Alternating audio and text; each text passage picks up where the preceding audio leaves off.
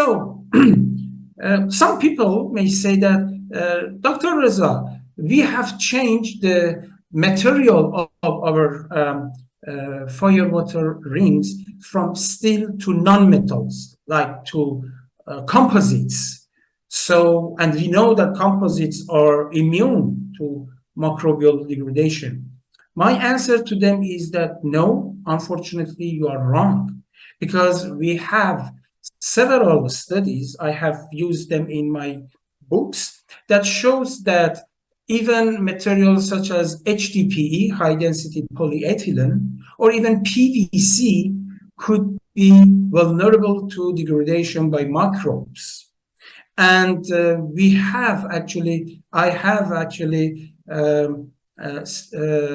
talked in detail about what I call as MID, microbiologically induced deterioration, because corrosion is a term that you can only attribute it to metals. When it comes to non-metals, you have to use another terminology that I have preferred to use, deterioration, simply because in polymers, composites, etc., you don't have the formation of anode, cathode, or things like that. Therefore, it is not corrosion, it is deterioration. And MID is a very important issue that, unfortunately, in many industries, they haven't even heard of it.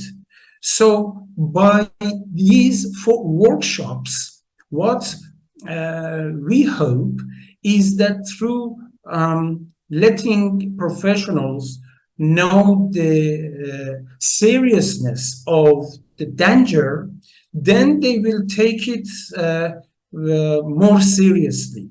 It is not just, because we use biocides, etc., we can assume that MIC or MID is under control. This is absolutely a dangerous, wrong belief. Right. Thank you so much. I think this answers the question that I had received from some participants who were majorly from metal coatings, polymer coatings, and civil engineering backgrounds. So yes, I believe this answers their question, why they will find our workshop really interesting in terms of microbial induced damage. So thank you so much.